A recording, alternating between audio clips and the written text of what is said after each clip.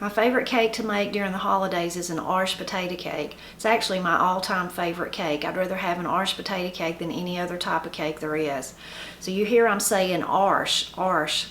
So Arsh is a corruption of the word Irish. So in Appalachia, especially with older folks, not so much today, you'd hear people call potatoes Arsh potatoes. So like for Granny and Pap, when I was growing up, they differentiated between sweet potatoes or an Arsh potato. So what did you want for supper? Did you want a baked Arsh potato or a baked sweet potato?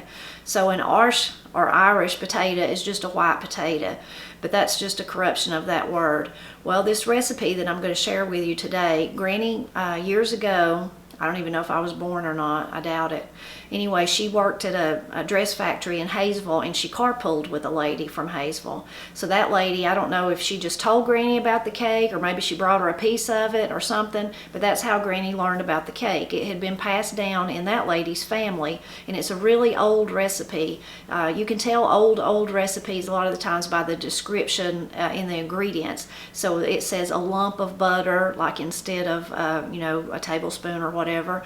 Sweet milk, you'll read that. Sody, sometimes you'll see that in old recipes, or something like a handful or as big as your fist, those kind of descriptions. So that's always a clue to tell you that it's a really old recipe.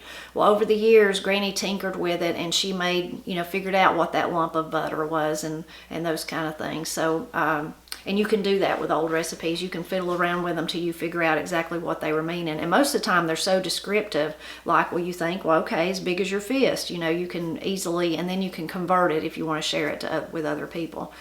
But it's really the best cake.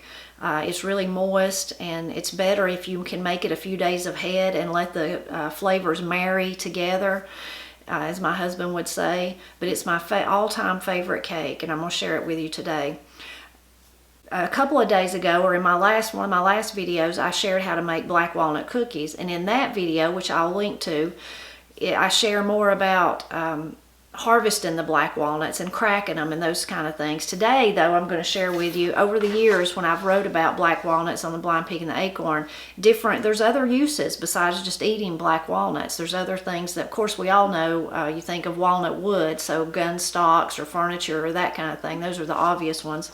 But these were three interesting ones that people had left on my blog over the years. Actually, the first one, no one left. I left it. It come from the book Folk Medicine in Southern Appalachia by Anthony Cavender. That is a great book if you're interested in that kind of thing. So this is a quote from the book. Ringworm is caused by various species of fungi. The most frequently reported remedy for ringworm in southern Appalachia was a topical application of juice from green walnut hulls. A magical twist to this remedy involved applying the juice and then using a thimble to press several rings, probably 3 or 9, around the infected area. Some ringworm sufferers recited the following charm while rubbing the bottom of an iron paw in a circle with an index finger, moistened with their own saliva. Ringworm round, ringworm red, ringworm die to make, you'd put the name of the sufferer, so I could say Tipper glad. So ringworm round, ringworm red, ringworm die to make Tipper glad. Well, I needed that one time when I was little. I had ringworm. It was before we actually lived here where Pap and Granny live now. We lived over in Martins Creek, and I remember having it, and it itched me to death, and Granny would try to tell me to quit itching it, and the weird places that I had it around my belly button, so that was weird. But that's one of my memories. I needed to know that I could have said that charm, and maybe it would have worked. Who knows? But this one is from a comment from George Petty. He reads my blog. He's a great reader, been reading for a long time. This was actually back in 2015 that he said, long ago in a place far away, we used crushed walnut shells to clean jet engine turbine blades. It was easy. Very carefully toss handfuls of the granular shells into the air intake of the running engine. The shells were just coarse and hard enough to scour the extremely expensive fast-spinning blades without damaging them. Of course, the shell residue went out with the exhausts. That's really interesting. Who would have thought black walnut shells to clean jet engine turbine blades? Very interesting. The next one is from Peggy Lambert. She's a longtime blind pig reader, also is part of the Cherokee tribe, not far from me over in Cherokee. So this is what she had to say about them. My ancestors, the Cherokee Indians, used the walnut bark to dye their basket splints, carvings, and used the nut meat to cook with in some dishes. My mom told me that when she was a young girl living on Blue Wing, a Soco section of the reservation, that the women would beat up walnut hulls to make a pulp and would dam up the creek and put this in the creek water to make the fish come to the top of the water for air. Then they would pick up the fish and put them in their baskets to take home to cook and eat. The squirrels bury them in my flower beds for the winter, and the ones that come up in the spring and have leaves on them, I break them off. I love the smell of the walnut. So that was Peggy Lambert. That was really nice.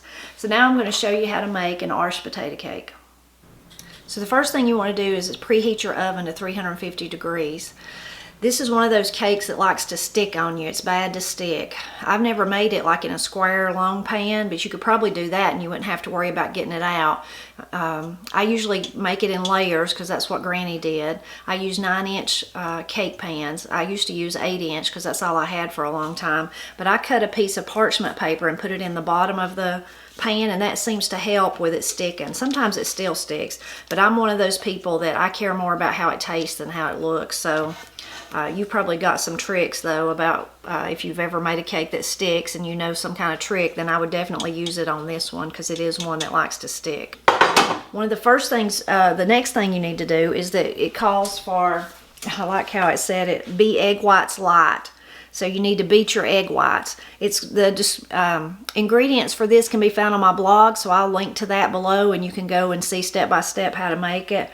But you need 3 eggs, and you're going to separate the whites from the yolks, and you're going to beat the whites till they're light and set them aside. The yolks you will use in the icing, so hold on to them. So then you're going to cream your butter and sugar. I've got 1/2 cup of butter and 2 cups of sugar. So here's my sugar.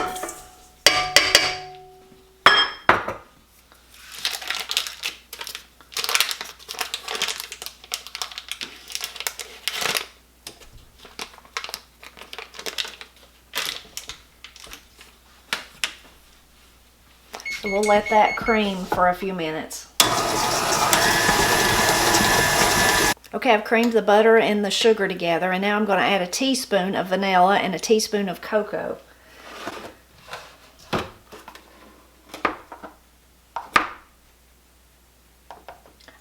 I've seen several old cake recipes that call for just a tiny bit of cocoa like this one, a teaspoon. Makes you wonder, in one way you think it's not really enough to affect the taste, although I guess it does add flavor in some way, but I wonder if it's just to make it have a richer, darker color, if it's more of that.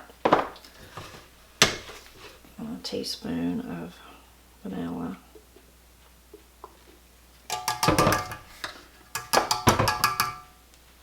Now I'm going to add, along with the teaspoon of vanilla and the teaspoon of cocoa, this is where the Arsh potato comes in, the Arsh tater. So I'm going to add a cup of mashed Arsh tater. What I do, sometimes if I didn't have any, I have like stewed up some potatoes and mashed them real quick. But sometimes during the year, if we're having mashed potatoes for supper and we don't eat them all, and there's about a cup left, I pop them in the freezer. And that way, when I do want to make an Arsh potato cake, I already have the potatoes made, and I just have to defrost them from the freezer and then warm them up just a little bit. So now we're going to let that mix together.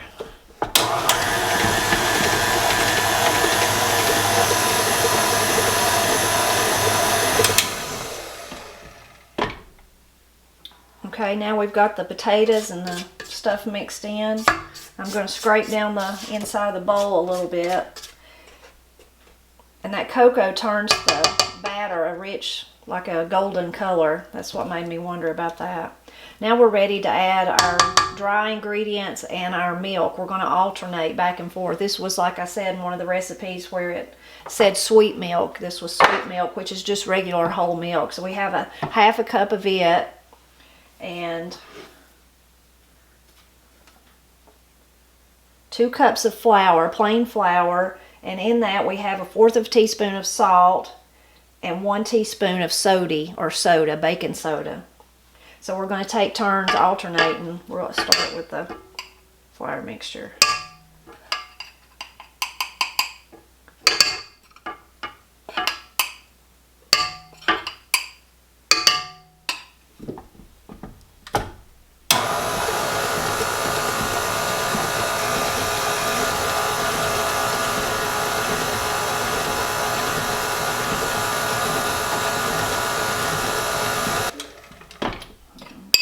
Add the rest of the flour.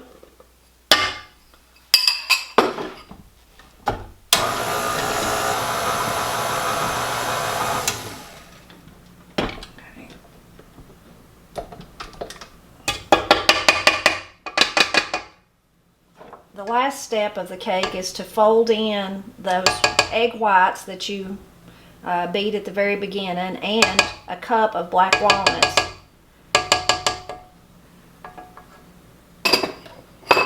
So we'll do that now. Push the mixer back slightly. So here's our cup of black walnuts. And here's the egg whites that we're going to fold in.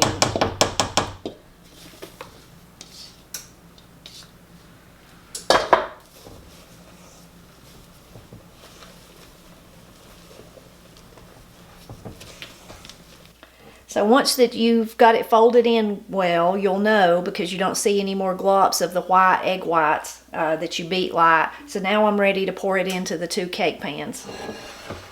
So now you're going to bake the cake for about 35 minutes. Again, I always tell people, you'll remember this from my other videos, but the first time you bake a new recipe in your oven, you should pay really close attention for it.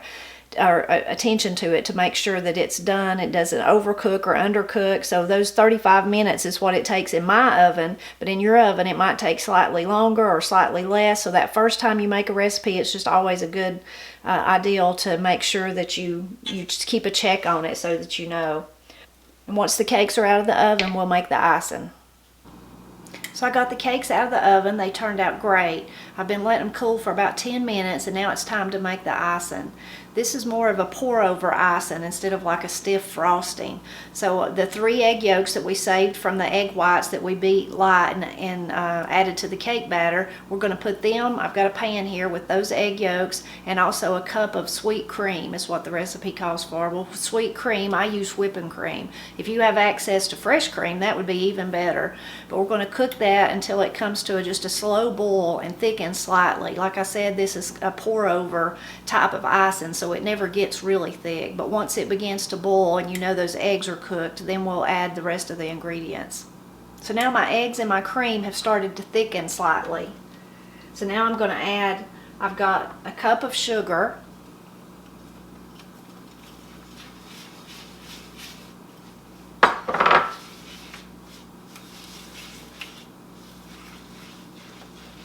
I've got a cup of coconut, and a lump, this was the lump, it's a tablespoon of butter.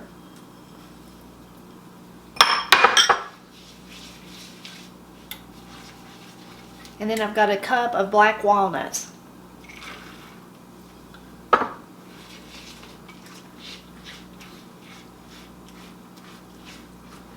And I'm just going to continue to heat all that through, make sure everything's mixed in well, and then we'll be ready to put it on the cake.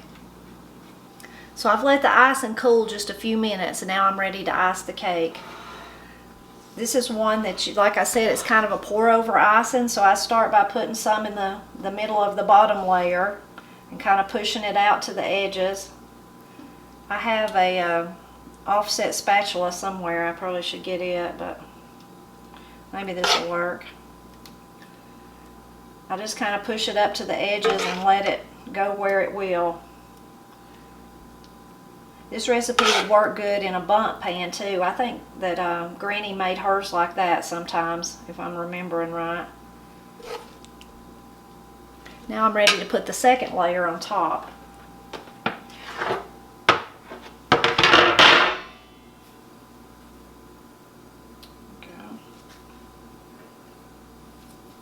And then I'll just continue to spoon the rest of the icing on top.